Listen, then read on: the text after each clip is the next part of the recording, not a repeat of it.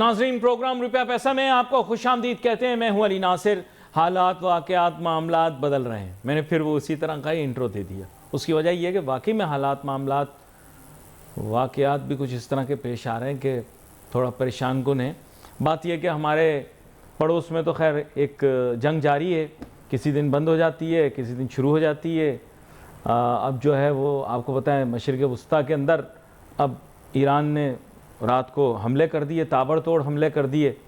تو اب امریکہ کے ساتھ تو جنگ بندی ہے، لیکن متحدہ عرب امارات کے اندر بڑے مسئلے مسائل پیدا ہوئے۔ وہ فجیرہ ایک جگہ ہے، آپ لوگ نہیں جانتے ہوں گے، وہ آپ لوگ تو خالی دبئی جاتے ہیں اور وہاں پہ جا کے جو کرتے ہیں وہ ٹی وی پہ میں بتا نہیں سکتا۔ بزرگ نے دعا دی تھی، بیٹا ٹی وی پہ آئے گا تو ہمیشہ سچ نکلے گا منہ سے۔ آج تک ترقی کے راستے میں حائل ہے، رکاوٹ ہی ہے۔ خیر اینی تو فجیرہ کے اندر وہ تیل کی تنصیبات کے اوپر ایران نے حملہ کر دیا۔ اب کیوں کیا، کس لیے کیا، چھوڑ دو، اب لمبی کہانی۔ بات یہ کہ وہ تو ایک علیحدہ معاملات ہو گئے، تیل کی قیمت پہ اس کے کیا اثرات ہوں گے اور خطے پر اور خطے کی معیشت پر کیا اثرات ہوں گے، اس بارے میں بات کریں گے۔ پاکستان کے بھی حالات، واقعات، معاملات یکسر بدل چکے ہیں۔ ہفتے کے اندر ظاہری بات ہے جو بے لگام صحافی جس طرح ہوئے ہیں تو پتہ لگ گیا ہے کہ وہ لوگ سوشل میڈیا کے اوپر جو باتیں کر رہے ہیں کچھ عرصے میں ٹی وی پر بھی کرنا شروع کر دیں گے۔ اب کیا پتہ کون آ رہا ہے کون جا رہا ہے۔ میں نے تو اس ملک کے اندر بہت سو کو آتے اور جاتے دیکھا ہے۔ حالات ہمارے یہاں بدل جاتے ہیں لیکن معاشی پالیسی ہے نہ بدلنا۔ اس کی وجہ یہ ہے کہ اگر ایک بندہ صبح میں جاگ کر پھر معاشی پالیسی بدل دے گا تو پھر ایک پرابلم کریٹ ہو جائے گی، کنسسٹنسی آف پالیسیز کا ایشو آ جائے گا۔ بجٹ آنے والا ہے، بجٹ نکلے گا تو میرے خیال سے یہ نظر ثانی کریں گے کہ ان کو رکھنا ہے کہ نہیں، کن کو کس نے رکھنا ہے، یہ آپ بھی جانتے ہیں اور میں بھی جانتا ہوں۔ بس آج کل اسی طرح گفتگو کر رہا ہوں دبے چھپے الفاظ کے اندر۔ اس کی وجہ یہ ہے کہ کھل کے بات کروں گا تو پھر کوئی ناراض ہو جائے گا، تو کیا ناراض کریں کسی کو، سب کو دوست بنا کے چلیں۔ دوسری طرف ملک کی معیشت جو ہے بہت زیادہ متاثر ہے۔ ہمارے تاجر صنعت کار برادری کے جو بھائی ہیں انہوں نے تجاویز بھیجی حکومت کو کہ بجٹ بناتے ہوئے یہ سامنے شامل کر لینا۔ بیوروکریٹس نے وہ کاغذات لے کر جو ہے نا وہ انڈر کنسیڈریشن رکھتی ہیں، معذرت اشارے سارے غلط ہو جاتے ہیں، یہ بڑا مسئلہ ہے۔ خیر میرے ساتھ بہت ہی اہم مہمان شامل گفتگو ہیں۔ جناب امان پراچا صاحب، نائب صدر ایف پی سی سی آئی، سابق چیئرمین پاکستان ٹی ایسوسی ایشن۔ ویلکم کرتا ہوں سر آپ کو شو میں۔ بہت شکریہ علی آپ کا۔ اب خطے میں دیکھیں، ایک تو یہ جنگ ہوئی جس کا ہمیں پتہ ہے، دوسری وہ جنگ ہوئی جو کہ مارکہ حق کے نام سے ابھی جانی جاتی ہے، اور ظاہری بات ہے مارکہ حق کے لیے بھی یہ معاملات ہیں کہ، لیکن مسئلہ یہ ہے کہ ہمارا پڑوسی ملک ہے افغانستان، اور وہاں پر بھی ظاہری بات ہے تجارت کا بنیادی جو آپ سمجھ لیں کہ جو ان کا انفراسٹرکچر ہے یا جو ان کا روٹ ہے یا جو ان کی سٹریم لائننگ ہے وہ ساری ہمارے ذریعے ہی ہے، ہم ہی ان کو راہداری دیتے ہیں۔ جو بھی بات ہے میں ان چیزوں میں نہیں پڑتا، جنگ ہو رہی ہے، یہ میرے لیے کنسرن یہ ہوتی ہے کہ دیکھو پاکستان کے کچھ اکنامک آبجیکٹیوز ہیں، ہمارا پڑوسی ملک ہے اس کے بھی کچھ اکنامک آبجیکٹیوز ہیں، ٹریڈ یہاں پہ بہت زیادہ متاثر ہے، اس سے بھی پاکستان کی اکانومی پہ ہر جائے بولا کوئی نہیں، پتہ نہیں کیوں نہیں، ہمارے لوگ ڈرتے ہیں بولنے سے لیکن امان پراچا صاحب نہیں ڈرتے۔ پھر اس کے علاوہ ٹرانسپورٹ کا بھی بہت بڑا مسئلہ ہے، آپ نے اس کو مسئلے کو حل کرنے کے لیے بہت اہم کردار ادا کیے، یہ مجھے پتہ ہے، ٹی وی پر وہ بھی ڈسکس کریں گے۔ اب اس کے ساتھ ساتھ بجٹ آنے والا ہے، سپر ٹیکس کا بھی مسئلہ ہے جو آپ پروگرام سے شروع میں ہم بات کر رہے تھے، آپ لوگوں کی خواہش ہے کہ سپر ٹیکس ختم ہو۔ آپ نے وزیر داخلہ کو بھی بلایا تھا، ان کی بہت ساری باتیں آپ نے سنی غور سے، تو وہ بھی بتا کے گئے آپ کو کہ آپ پیسے اپنے باہر بھیج دیتے ہیں، 2-4 بندے پکڑیں گے پتہ لگ جائے گا۔ خیر بہت لمبی داستان ہے، میں چاہوں گا ذرا جیسے میں نے تمہید باندھی آپ بھی ذرا لمبی تمہید باندھیں، پھر اس کے بعد سوال سے سوال نکالتا جاؤں گا۔ ایک تو آپ نے اپنے پروگرام میں بلایا، میں اس کے لیے انتہائی مشکور ہوں۔ دیکھیں آپ، میں واحد اینکر آپ کو سمجھتا ہوں کہ آپ انتہائی بولڈ بولتے ہیں اور آپ کچھ سی کو نہیں چھوڑتے، فیکٹ پہ بات کرتے ہیں، اور میں سمجھتا ہوں جب ہم فیکٹ پہ بات کریں گے تبھی ہمارے ایشوز جو ہیں نا وہ ٹیک اپ ہوں گے، ادروائز اگر ہم اس طرح سے کرتے رہیں گے، مصلحت سے کام کرتے رہیں گے تو نہیں ہوں گے۔ آپ دیکھیں پاکستان کو بنے 78 سال ہو گئے ہیں، تو ہم کہاں غلطی کر رہے ہیں کہ ہم ترقی نہیں کر پا رہے، ہم قرضوں کے بوجھ تلے دبتے چلے جا رہے ہیں، اس کی ہمیں نشاندہی کرنی ہوگی کہ ہم نے کون کس کس موقع پہ غلطی کی ہے. سب سے بڑا علم یہ ہے کہ ہم پچھلی چیزوں کو نہیں دیکھتے کہ کہاں سے ہم نے مسائل جو ہیں وہ بڑے ہیں اور کہاں سے ہم نے اس دلدل میں پھنسے چلے گئے ہیں. اور علی میں آپ کو یہ بتاؤں کہ اگر آپ اس چیز کو دیکھ لیں گے کہ پیچھے ہم کیوں نہیں چل پائے, ہمیں کیا مسئلے تھے, ہمیں کیا پرابلم تھی, تو ہم آگے چل پائیں گے. اگر آپ تاریخ دیکھیں تو ہم نے بہت بڑی بلینڈر کیے ہیں جس کے اندر ہم نے جو معاہدے کیے ہیں, جو ہم نے پالیسیز بنائی ہیں, وہ تمام کی تمام پالیسیز فیل ہوئی ہیں. اور 78 سال سے جو بنی ہوئی پالیسیز ہیں, اگر انہی پالیسی کو اپنے کنٹینیو کرنا ہے اس بجٹ میں بھی, تو آپ یقین جانیں حالات ویسے ہی رہیں گے. تو ہمارا تو پچھلے اس کو دیکھتے ہوئے کہ جو چیزیں مسائل آئے ہیں, انہوں نے اسٹیک ہولڈر کو بالکل ساتھ نہیں بٹھایا. جیسے آپ نے ابھی بولا کہ بجٹ تجویز دیتے ہیں, ہم تقریباً 6 مہینے سے بجٹ پرپوزل ایسوسیشن سے اور ساتھ اور مستقل اسے فالو اپ بھی کرتے رہتے ہیں. ظاہری بات ہے, جو ملتا ہے اس کو کہتے ہیں بھائی دیکھیں. چیمبر اور ایسوسیشن ہمیں ہر بجٹ سے پہلے اپنی تجویز دیتے ہیں, اور اس کے پیچھے ایک بہت بڑی ورکنگ ہوتی ہے. لیکن آپ ورکنگ کرنے کے بعد جب آپ بجٹ میں جاتے ہیں اور آپ کی بات نہیں سنی جاتی, تو آپ بتائیں تاجر مایوس ہوگا کہ نہیں. حکومت کہتی ہے کہ مایوسی کیوں پھیلتی ہے. اگر آپ کو بجٹ کے اندر پروپوزل ہم 3 سال سے بھیج رہے ہیں اور آپ نے کنسیڈر ہی نہیں کرنا, تو ایک تاجر مایوس ہوگا کہ یار اگر میرا بزنس ہے اس کے متعلق میں اپنی تجویز بھیج رہا ہوں کہ اس کے اندر یہ رکاوٹیں, اس کو حل کیا جائے, اور ہماری بات نہیں سنی جائے گی, تو آپ بتائیں کیسے مسائل حل ہوں گے. تو سب سے پہلے تو جو ہمارا اس وقت پرابلم ہے, میں آپ کو کھل کے بتاؤں کہ اس وقت ہمارے ملک کا نمبر 1 پرابلم ہے کرپشن.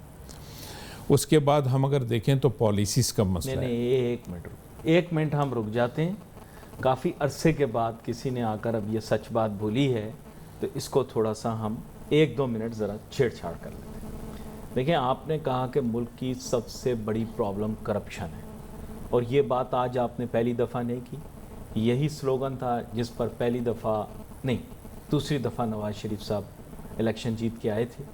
پھر اس کے بعد یہی وہ پریٹیکس تھا جس کی بنیاد پر پہلے احتساب بیورو, پھر اس کے بعد نیب بنا, اور کافی عرصے اس پر کام ہوا. کرپشن کی روک تھام بہت زیادہ ضروری ہے. آج آپ نے اس کی نشاندہی کی ہے.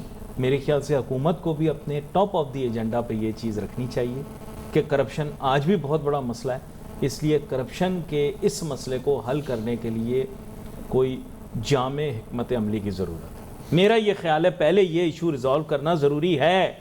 بالکل, میں نے اس لیے اس کو نمبر 1 پہ رکھا ہے کہ سب سے بڑا ہمارا ملک کا مسئلہ جو کرپشن ہے. اور کرپشن کیوں ہوتی ہے علی, آپ کو بتاؤں, اس لیے ہوتی ہے کہ آپ کی پالیسیز صحیح نہیں بنتی. اگر آپ پالیسیز ایسی بنائیں کہ جس کے اندر کرپشن کی کوئی گنجائش ہی نہ ہو, تو آپ کی کرپشن ہو نہیں پائے گی. جیسے ہی آپ پالیسیز بناتے ہیں, وہ آپ کے ملک کے اندر اتنے اس میں لوپ ہولز ہوتے ہیں کہ وہ کرپشن کی طرف جاتا ہی جاتا ہے. اب ایک تاجر ہے, وہ اپنے ملک میں بزنس لاتا ہے, تو آپ دیکھیں سب سے پہلے تو میں دیکھوں گا کہ ٹیکسیشن کتنی زیادہ ہے. ٹیکسیشن آپ کی زیادہ, اور اس کے اوپر آپ نے پھر سپر ٹیکس بھی لگایا ہوا ہے. آپ یہ دیکھتے ہیں, اگر میں کوئی اپنا ڈپارٹمنٹل سٹور چلاتا ہوں, تو میں سامنے دیکھتا ہوں کوئی دوسرے کا بہت اچھا چل رہا ہے, تو میرا نہیں چل پا رہا, تو میں دیکھتا ہوں کہ میرے میں کیا خامی ہے, اس کا کیوں چل رہا ہے. تو اس کی چیزوں کو میں اڈاپٹ کرتا ہوں کہ یار مجھے ایسے کرنا چاہیے جیسے یہ کر رہا ہے. تو ہمیں یہ دیکھنا چاہیے کہ ہمارے ملک کے اندر ہم کیوں نہیں آگے بڑھ رہے. 78 سال سے ہم سٹرگل کر رہے ہیں, ہر سال بجٹ آتا ہے, لیکن ہم کیوں نہیں آگے بڑھ رہے. تو اس کے اوپر جو خامی ہے اس کو ہمیں دیکھنا چاہیے. اب ان کے اندر آپ کو میں بتاؤں کہ سب سے پہلے پالیسیز کے اندر اسٹیک ہولڈر کو شامل نہیں کیا جاتا. سب سے پہلا مسئلہ جو ایک اسٹور ایک کسی بھی سیکٹر میں کوئی بندہ بیٹھا ہوا ہے, کسی بھی ایسوسیشن کے سیکٹر کو اٹھائیں, اس کے اندر جب آپ اس کی بات نہیں سنیں گے, آپ اس کو یہ نہیں بولیں گے کہ یار آپ کا پرابلم کیا ہے. نہیں, اس کو پتہ ہے کیا بولیں گے, اس کو سب سے پہلے بولیں گے تم چور ہو. دیکھیں وہ تو بعد میں بات کرتے ہیں. نہیں, پہلے دیکھیں, میں پہلے تھوڑی کمپلیٹ کروں. دیکھیں اس سے یہ ہوتا ہے کہ اگر میں نے وہ اس سیکٹر سے, دیکھیں ہمارے پاس تو ہر سیکٹر آتا ہے نا, اپنے مسائل لے کے آتا ہے. اب یہ ہے کہ ہم اس سیکٹر کی تجویز بجٹ میں دیتے ہیں. اب اس کی اگر سنوائی نہیں ہوگی تو آپ ریونیو کیسے کلیکٹ کریں گے یار، جب اس کا کام ہی نہیں چلے گا؟ جب وہ چلا پائے گا اپنا بزنس تو ریونیو کلیکٹ ہوگا نا. آپ نے آپ ایک دم سے آرڈر کر دیتے ہیں 8 بجے دکانیں بند، 9 بجے دکانیں بند، تو آپ پوچھیں تو صحیح کہ ہم بند کریں گے، اس کے کیا سائیڈ ایفیکٹ آئیں گے، بزنس کیسے آپ کا چلے گا، ریونیو کیسے کلیکٹ ہوگا. آپ اپنی طرف سے کر دیتے ہیں، اسٹیکس ہولڈر کو، بزنس کمیونٹی کو ساتھ نہیں بٹھاتے، جس سے یہ نقصان ہوتا ہے کہ آپ کا ریونیو کم ہوتا ہے اور لوگوں کو معاشی طور پہ شدید مشکلات آتی ہیں. یہ اس وقت جو سوائے کرانچی والوں کو اور زیادہ لوگوں کو تکلیف نہیں ہے صبح جلدی دکان بند کرنے میں. کرانچی والے دیر سے جاگتے ہیں، دیر سے سوتے ہیں، ہمیں زیادہ تکلیف. دیکھیں کلچر جو ہے نا وہ اتنی جلدی چینج نہیں ہوتا. ہمارا ایک کلچر بنا ہوا ہے، اس کو گریجولی چینج کرنا پڑتا ہے. آپ ایک دم بولیں گے یار جو رات کو 11-12 بجے تک دکانیں کھلی تھیں ان کو 7-8-9 بجے.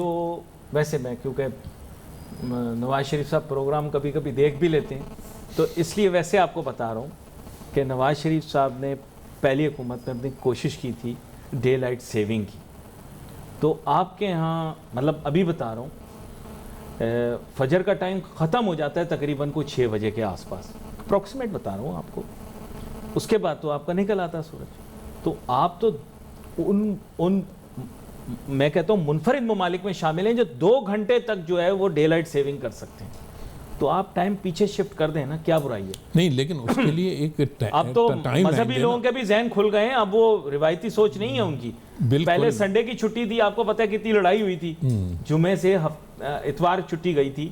میرے بچپن میں چھٹی ہوتی تھی جمعے کو لیکن اب اتوار کو ہوتی ہے. تو یہ چھٹی بھی شفٹ ہو گئی نا. پہلے آپ کو پتہ ہے پہلی دفعہ فرکشن ہوئی تھی کافی، تو کوئی فرکشن والی بات نہیں، اس سے کافی بچت ہو جائے گی. دیکھیں ہمارا دین یہی کہتا ہے کہ آپ عشاء کے بعد اب سب ایکٹیویٹیز ختم کر دیں اور سو جائیں.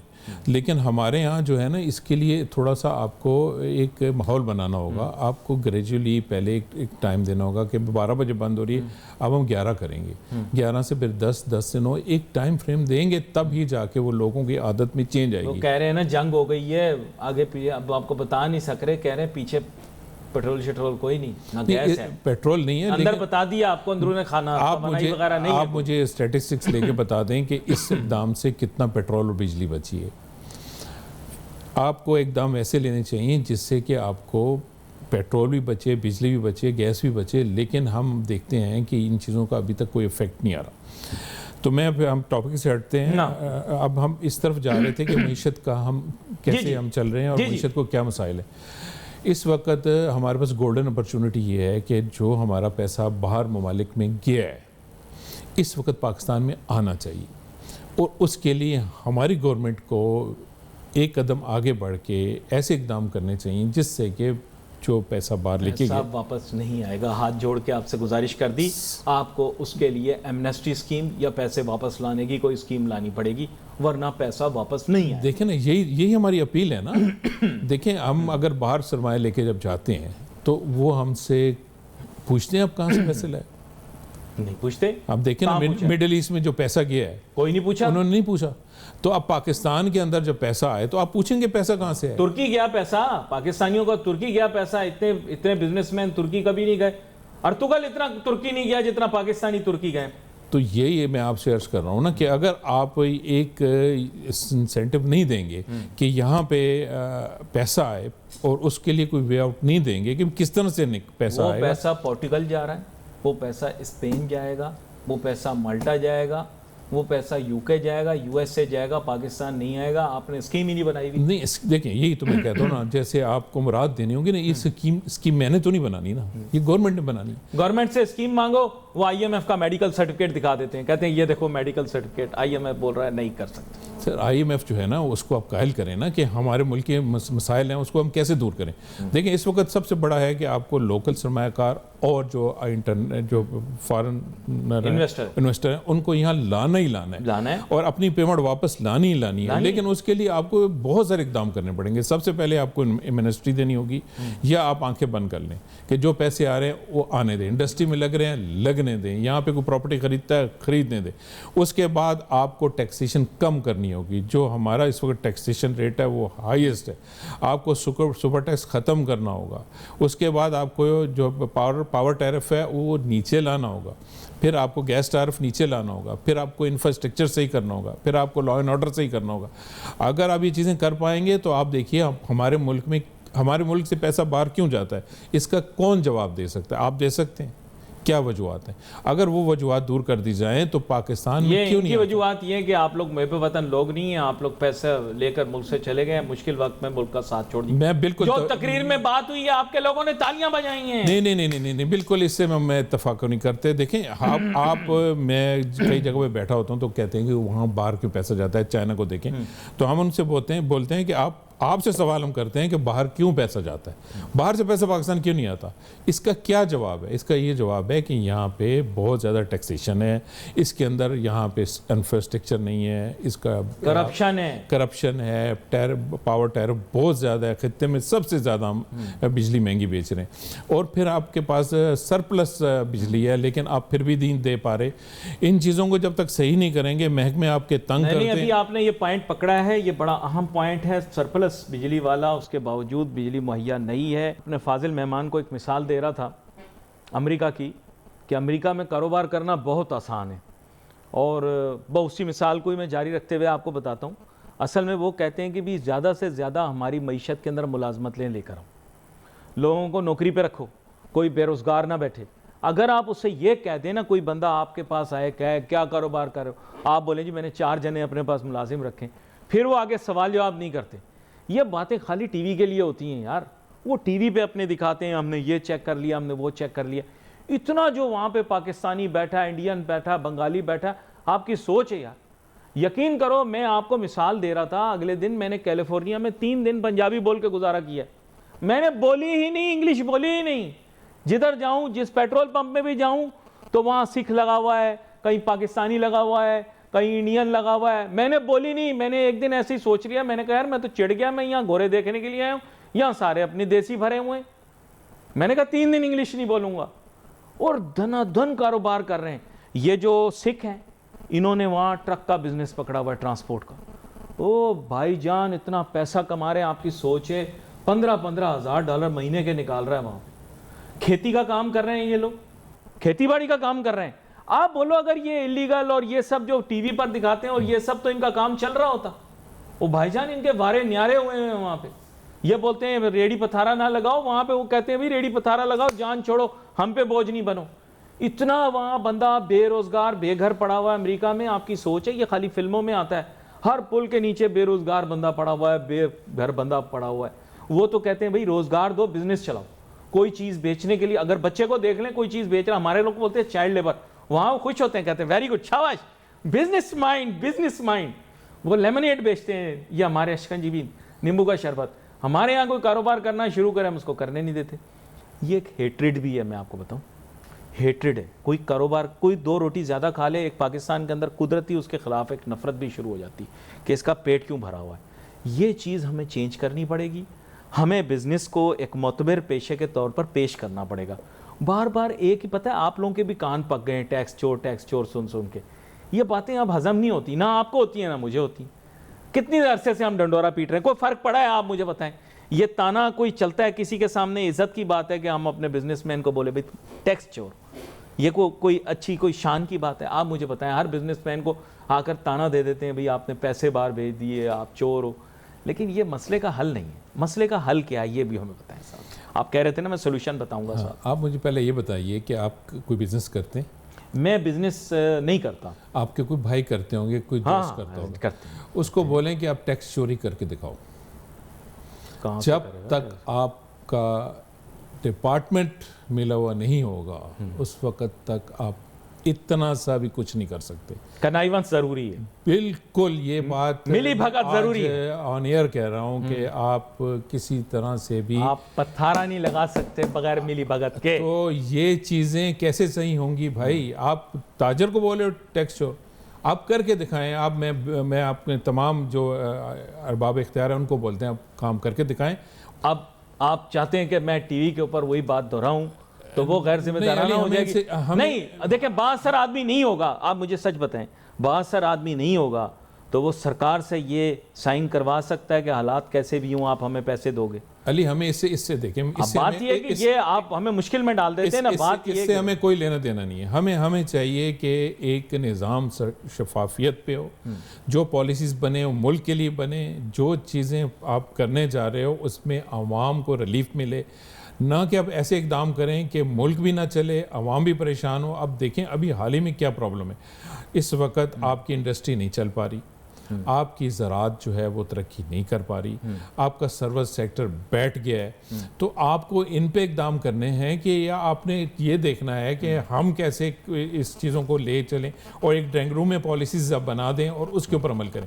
آپ کو ہر سیکٹر سے بات کرنی ہوگی، اگر اس کے مطالبات ٹھیک نہیں ہیں تو بیٹھ کے اس سے آپ بارگین کریں کہ آپ کیا چاہتے ہو، آپ ہمارے ساتھ بیٹھیں. کوئی نہیں آتا، کوئی نہیں پوچھتا، ایک پالیسی دیتے ہیں، بیوروکریسی کہتی ہے یہ تو عملی نہیں ہو سکتا، اس کو پھینک دو، تو اس سے مایوسی پھیلتی ہے. تو ہماری تو درخواست یہ ہے کہ آپ تمام سیکٹر کے ساتھ بیٹھیں.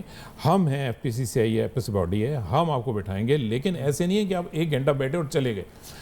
رات کو بھی بیٹھنا ہوگا، دن کو بھی بیٹھنا ہوگا. آپ نے ملک کو صحیح کرنا ہے تو آپ کو ٹائم دینا ہوگا. ایک کال پہ تمام کے تمام بیوروکریٹس اس کا جواب دیں، ایک لیٹر کا تمام کو جواب دینا ہوگا. یہاں پہ کوئی کسی کو نہیں پوچھتا، کوئی آفیسر غلط کام کرتا ہے اس کو کوئی پوچھنے والا نہیں ہے کہ آپ نے کیوں کیا. ایک تاجر کو جب وہ رگڑا لگاتے ہیں، وہ ایک سال رگڑا کھا کے جب باہر آتا ہے تو اس آفیسر سے نہیں پوچھا جاتا، کیونکہ یہ لائبلٹی، ون سائیڈڈ لائبلٹی جو ہے یہ ٹالریبل ہے ہی نہیں. اسی لیے میگنا کارٹا کو سامنے رکھتے ہوئے حکومت سے گزارش کرتے ہیں کہ لائبلٹی سرکاری افسر پر بھی ہونی چاہیے جو کام روک رہا ہے. آپ یہ بات سمجھنے کی کوشش کریں. دوسرے آدمی کو اگر آپ کرمنل ڈکلیئر کر کے اس کو مجرم کہہ دیتے ہیں، وہ سزا بھی کاٹ لیتا ہے، اس کے بعد کہتے ہیں نہیں تم بے گناہ ہو، اب تم نے سزا کاٹ لی، کوئی بات نہیں، تو اس کی لائبلٹی پھر کس کے اوپر آئے گی؟ آپ کو پتہ ہے لوگوں کو اپنے بیک ٹیکسز پے کرنے پڑ رہے ہیں، اپنے بیک ڈیوز پے کرنے پڑ رہے ہیں، اپنے بیک فیس پے کرنی پڑ رہی ہے. ایک مثال ہو تو میں آپ کو بتاؤں، سرکار کی جب مرضی ہوتی ہے اپنے آپ کو ایگزیمپٹ کر دیتے ہیں. میں نے اگلے دن دیکھا، یہ اب آج کل پراپرٹی کی ڈیلیں بھی شروع ہو گئی نا، اس پہ جس ڈپارٹمنٹ کے پاس جاؤ وہ آپ سے انڈیمنیٹی لے لیتی ہے کہ جی ہم انڈیمنیفائیڈ ہیں اگر آپ کی تو بھائی جان پھر تم ٹیکس کس چیز کا لے رہے ہو، پھر تم ٹرانسفر فی کس چیز کی لے رہے ہو کہ جی ہم انڈیمنیفائیڈ ہیں، ہم نے آپ کو میوٹیشن، ہم انڈیمنیفائیڈ ہیں. ہم نے کیوں انڈیمنیفائیڈ ہیں بھائی آپ؟ میں تو انڈیمنیفائیڈ نہیں ہوں. Why you are indemnified? یہی وہ غلط پالیسیاں جن کا یہ ذکر کر رہے ہیں جو 78 سال سے آپ بنا رہے ہیں. سب سے پہلے ہری نمبر پلیٹ ختم کر دیں. ایک سرکاری افسر کا، سابق سرکاری افسر کا بیٹا آپ کو بول رہا ہے یہ بات، آئی ہیٹ VIP کلچر. آپ یہ ہری نمبر پلیٹ سب سے پہلے ختم کریں. آپ کے ملک میں VIP کلچر بھی ختم ہونا چاہیے. انہوں نے بولا کرپشن، میں کہتا ہوں second is this Babu culture ختم کریں. ہر بیوروکریٹ بھی آنسریبل ہے، آنسریبل ہے نہیں آنسریبل کرنا پڑے گا اگر ملک کو ترقی کرنی ہے. دوسرا دیکھیں ہمارے یہاں سب سے بڑا المیہ یہ ہے کہ SME سیکٹر بہت بری طرح متاثر ہے، اور آپ کو پتہ ہے کہ SME سیکٹر کسی ملک کو چلانے کے لیے بیک بون ہوتا ہے. تو اس پہ کیا کام ہو رہا ہے مجھے بتائیں؟ کوئی کام نہیں ہو رہا.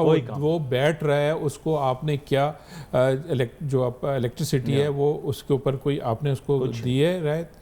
کوئی آپ نے ٹیکسیشن میں اس کو رعایت دی ہے؟ کوئی آپ نے اس کو جو آپ قرض دیتے ہیں اس کے اوپر کوئی رعایت دی ہے؟ اگر آپ نے نہیں دینی تو وہ کہاں سے چلے گا؟ آپ دیکھیں جو ممالک، امریکہ کو دیکھ لیں، چائنا کو دیکھ لیں، اگر SME سے بنے بھائی، SME سے بنے، اور ہم ان کو اگنور کر رہے ہیں کہ ہم SMEs کو ڈسارٹ کرتے ہیں. وہ ان کے اوپر بھی ٹیکس والے جو بابو ہوتے ہیں نا وہی پہنچ جاتے ہیں. یہ چیزیں ایسے کیوں ہو رہی ہے، یہ ایسے ان کو بالکل چھوڑ دیں. ان سے ملک چلے گا. ان کا آپ کو پتہ کوئی بھی نہیں چھیڑتا دنیا میں کوئی نہیں چھوڑتا. اگر یہاں پہ پالیسیز بنائیں کہ SMEs کو آپ نے نہیں چھیڑنا. اور میں تو کہتا ہوں کہ جو اور نہیں چھیڑ رہے نا، ہم نے دکانداروں کو کہہ دیا. دیکھیں آپ لوگوں کے یہاں کراچی میں آئے وہ لوگ ٹیکس اکٹھا کرنے کے لیے دکانداروں کے پاس، آپ کے لوگوں نے شور مچایا، سڑکیں نہیں ہیں، یہ نہیں وہ. ہمارے شہر میں آئے، دیکھیں ہمارے شہر سرگودا میں آئے، اس کے بعد ایک دفعہ آئے، پھر اس کے بعد MP MNA کو جب سے فون کیا کبھی نہیں آئے. دیکھیں آپ لوگوں کے MP MNA ہی نہیں ہے کہیں پہ. ہمارے شہر میں آئے، یقین کریں اس کے بعد FBR کبھی شہر میں دکھائی ہی نہیں تھی. دکانداروں نے کہا کہ اگر آئندہ FBR ہماری دکانوں پہ آئی، انہوں نے اپنی طرف سے بنایا تھا بڑا ریٹیل اسکیم، یہ کریں گے وہ کریں گے. انہوں نے کہا بھائی جان پھر اگلی دفعہ آپ کو ووٹ نہیں ملے گا. نہیں یہ دیکھیں بات آپ لوگ ووٹ آرام سے دے دیتے ہیں یا ڈل جاتے ہیں آپ لوگوں کے؟ ایز اے ایپیکس باڈی ہم چاہتے ہیں کہ ہر آدمی ٹیکس دے، لیکن ٹیکس کا کوئی طریقہ کار بنائے نا. آپ نے ایک فکس ٹیکس کر دیا 60,000 ہر ایک دے گا. آپ نے یہ نہیں دیکھا کہ کون کتنا کما رہا ہے. کوئی 60,000 مہینے سال کا کما رہا ہے, نہیں کما رہا کوئی, تو آپ نے تو یونیفارملی ٹیکس لگا دیا. آپ ہمارے پاس بھی یہ لوگ آئے تھے, انہوں نے پہلے کہا تھا ہم 600,000 روپے ٹیکس لیں گے, جب نوٹیفیکیشن آیا تو 60,000 کا ہے.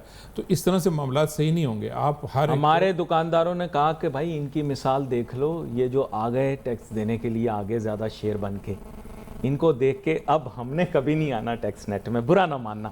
انہوں نے صاف کہہ دیا. اسی لیے ہمارا گجرانوالا میں گجرات کے اندر جو تاجر تھا چھوٹا, اس نے کہا کہ سر یہ آئندہ آئیں گے تو پھر کشمیری برادری کا بھی لحاظ نہیں کریں گے, آئندہ پھر آپ کو ووٹ نہیں دیں گے.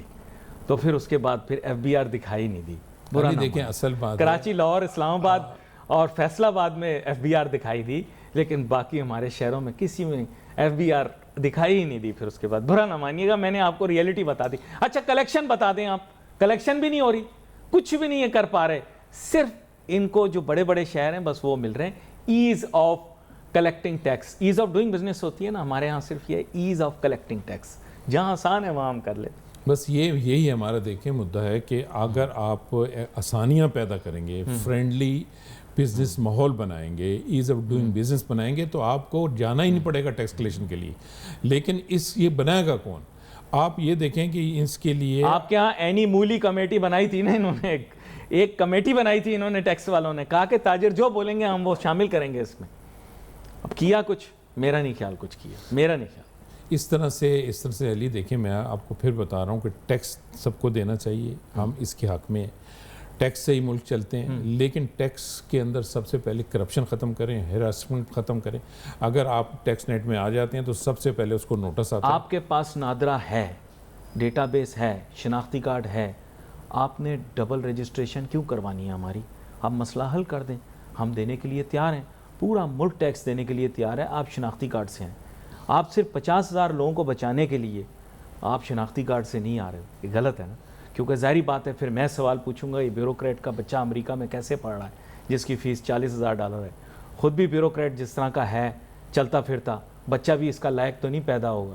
ایسے تو نہیں ہو سکتا کہ مطلب یہ ہے کہ سیب کے پیڑ پہ سیب نہ ہو, آڑو ہو جائے.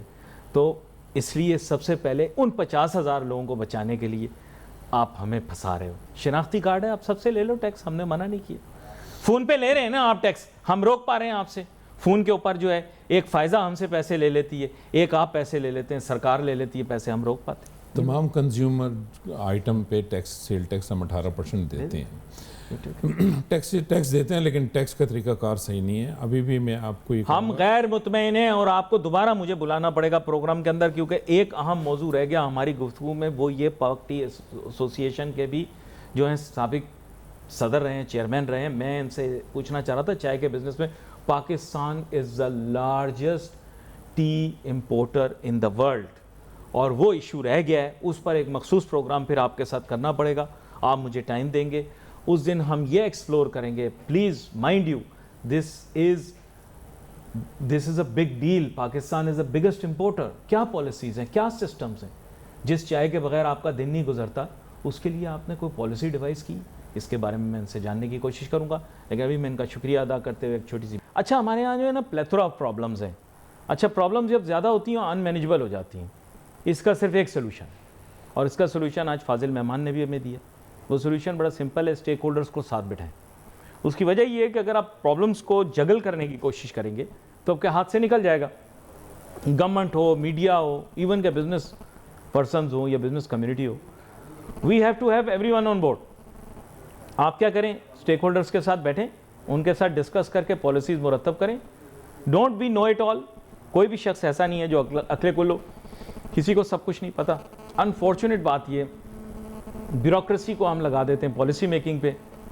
بڑی حیرانگی کی بات ہوگی آپ کو, ہمارے جو پارلیمان کے اندر لوگ بیٹھے ہیں وہ پرابلمس کو کمپریہینڈ ہی نہیں کر سکتے. یہ باتیں میری بری لگتی ہیں, لیکن یہ M N A M P A جب بھی بیٹھے ان کے ساتھ تو وہ ہر وقت پولیٹیکل گیو اینڈ ٹیک پہ لگے ہوئے ہوتے ہیں کہ یار مجھے کیا ملے گا, مجھے کیا ملے گا, ہمیں کیا ملے گا. مطلب ناٹ کہ کوئی مانیٹری فائدہ, لیکن ایم یہ کہ ہر ڈیسیجن کو اس سے وے کر رہے ہوتے ہیں کہ یار اس میں ہمارا غرض کہاں ہے. دیکھیں ملک کا غرض دیکھنا پڑے گا, ملک کو پہلے رکھیں نا آپ. ویسے تو آپ لوگ نعرے لگاتے رہتے ہیں, میں تو نہیں کہتا, میں تو کہتا ہوں سب سے پہلے اللہ تعالیٰ کی ذات, اول بھی وہی آخر بھی وہی.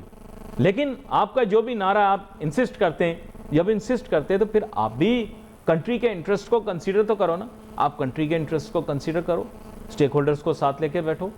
یہ نہیں سوچو مجھے کیا ملے گا, ہمیں کیا ملے گا, آپ یہ سوچ کے چلو کہ ملک کو کیا ملے گا, سب کو کیا فائدہ ہوگا, انسانیت کو کیا فائدہ ہوگا. تو یہ چیزیں اگر اس طرح سے لے کر جائیں گے تو بجٹ میں اچھا بجٹ بن کے سامنے آئے گا, ورنہ وہی روایتی بجٹ ہوگا.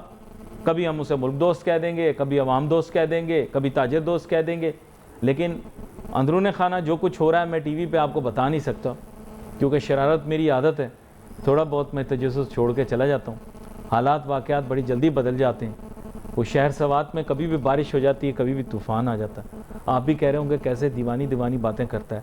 کرتا ہوں تبھی تو چلتا ہوں, میں دل میں آتا ہوں, سمجھ میں نہیں. We wait for your message on Facebook. Ali Nasir ہماری ٹیم کو اجازت دیجیے, اللہ حافظ.